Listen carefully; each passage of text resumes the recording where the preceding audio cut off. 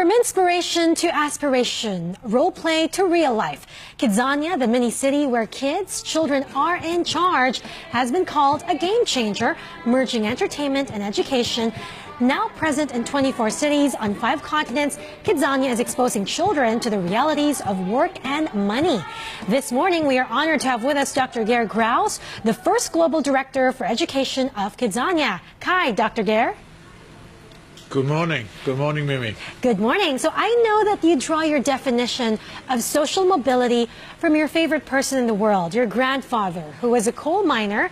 And he made, when you were around 12 years old, I understand, he made you promise him that you'd do well in school. Tell us about this experience and how this shaped your definition of social mobility.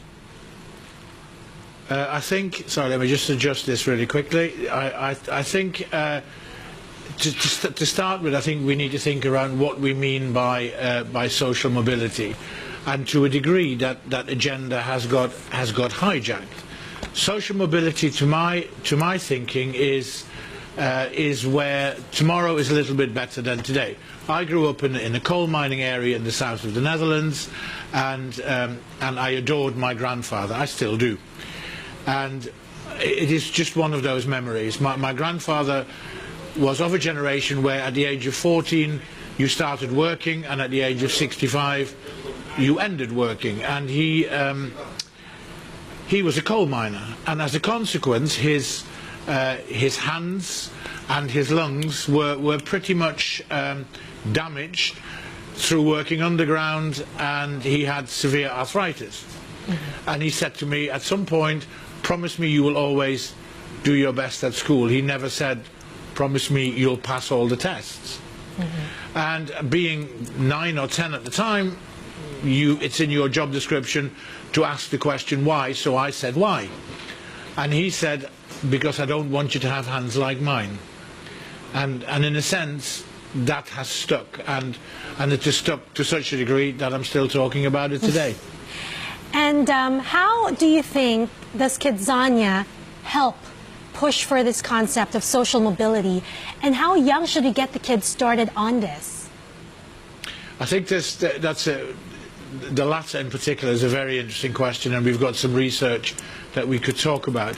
I think Kidzania enables children to have experiences. If we think about education, and again much about how our concept of that has changed, we need to reflect that education is more than schooling. Schooling is Monday, Tuesday, Wednesday, Thursday, Friday, 9 to 5, unless it rains, as I found out in Manila.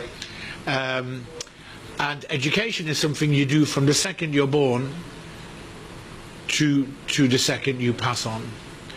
And we need to think of ourselves, every single one of us, as grown-ups, as employers, as NGOs, as public sector, as teachers and contributors. And what we do at Kidzania is we enable children to learn, to experiment. So it's experience-based learning rather than the knowledge-based instruction, which is the part of schooling. What we need to do very well with schools as our partners is to bridge the gap, so that from a child's point of view it makes perfect sense that I understand that what I've been taught at school I can apply and experience elsewhere. So that's the first part. Your age question is, all of our research would suggest as early as possible.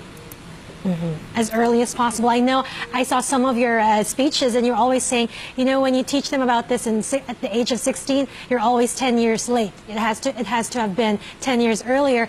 You know, what you just said, Dr. Graus, reminded me of what Einstein once said, that learning is experience and everything else is just information. Basically, what have you learned about kids, observing them inside Kidzania, or this mini city that you have? If you could share with us some of the observations that you have about their biases and tendencies, gender-wise, age-wise, and geography-wise. I think, first and foremost, wherever in the world I go, there's one thing we all have in common. We as grown-ups, we forget what it was like to be children, and secondly, we always underestimate what children are capable of. every single time at every age. So we need to just step back and see. I see joy, I see how children are brilliant at experimenting, at drawing conclusions, at moving on from those conclusions. But if I can just go back to the research, because it links to your question. So we looked in a number of locations globally, the UK, Mexico, India, soon Dubai, and we've now essentially analysed the choices of about 500,000 children, aged 4 to 14. Boys, girls, black, white, rich, poor, 4-year-old and 14-year-olds. And essentially we analysed their first choice, and from that we looked who the children were. And the conclusions that we can draw are that at the age of 4, and we suspect earlier, all the stereotypes are set. So if you look at the aeroplane, there are 2 activities within the aeroplane. One is cabin crew, one is pilot. I can guarantee you the pilot activity, it is 85% boys, 15% girls, and the cabin crew, it's the other way around. So that's the first conclusion, and that's a global issue. Secondly, there is very little change, very little shift between 4 and 14. And we need to begin to ask ourselves whether our governments have got their STEM agenda and the way they approach that right. And thirdly, socio-economic and socio-cultural aspects impact on the children. Children can only aspire to what they know exists. So it becomes our job, collectively, not just as Kidzania, we're a part of a much bigger jigsaw, to enable children to, in a sense, open windows, open doors and twitch curtains, and to find out more. And what I see in every Kidzania I go to, that they are immensely capable of doing so, and that what we contribute to is a journey of self-confidence. Dr. Graus, I wanted to ask, the Kids Scale City has sometimes been criticized for pushing consumerism with big brands and corporate marketing messages all over the theme park, as if the big businesses are getting their claws into the young ones this early. Do you see anything wrong with that, or is that the normal, is that only normal? I think a couple of points to that. One is, just to put in a sense, to put the record straight, all the activities are written, the content is written by Kidzania, and it's written with the input, with the expert input of the industry partners.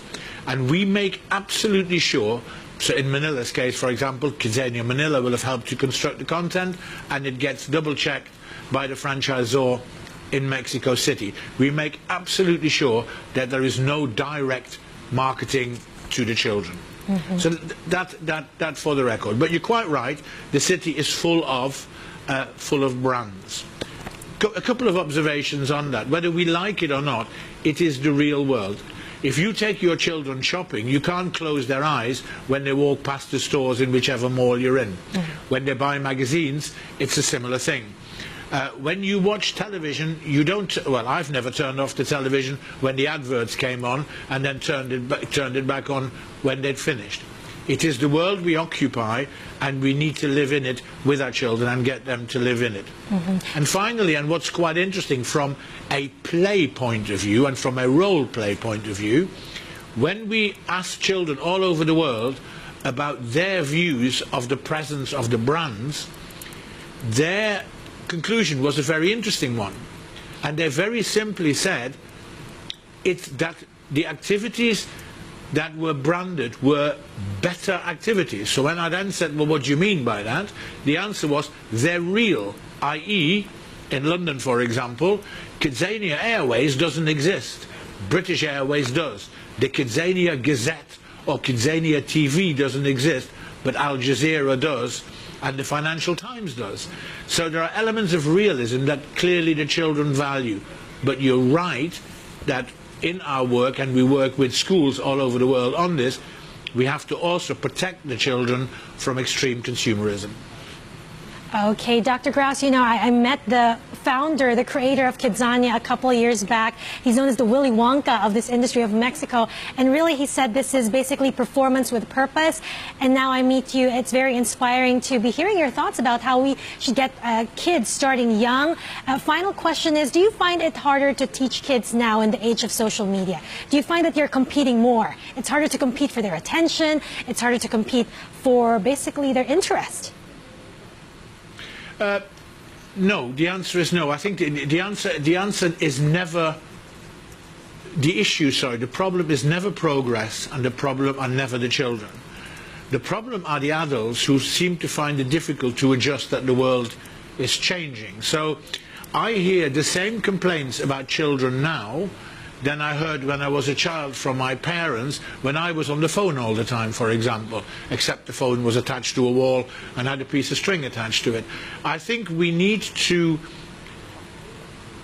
work, live and play with children and embrace technology as something that is not a problem but that can make the world better.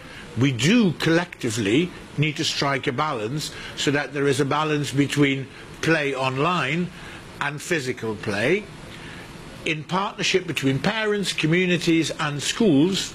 I'm sure we will get there. I'm excited about the developments of social media because if you look at a map of Kidzania, there are currently 24 Kidzanias on that map. It also gives us very easily the opportunity for children all over the world to connect and begin to understand each other better. And who knows, it will become a better world. Okay, and on that note, thank you very much, Dr. Graus, for joining us this morning. Thank you. Thank you, Mimi.